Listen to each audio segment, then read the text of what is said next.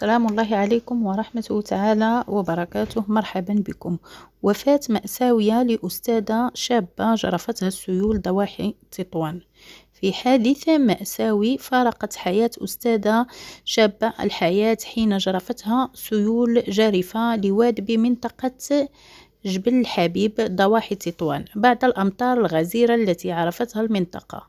وذكرت مصادر محلية أن الأستاذة في الثلاثينات من عمرها كانت في طريقها إلى منزلها قبل أن يجرفها السيل وتنجو شقيقتها من الحادثة.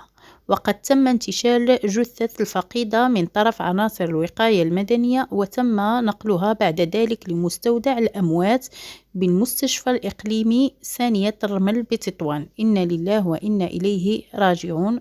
رحم الله الفقيدة ورزق أهلها الصبر والسلوى.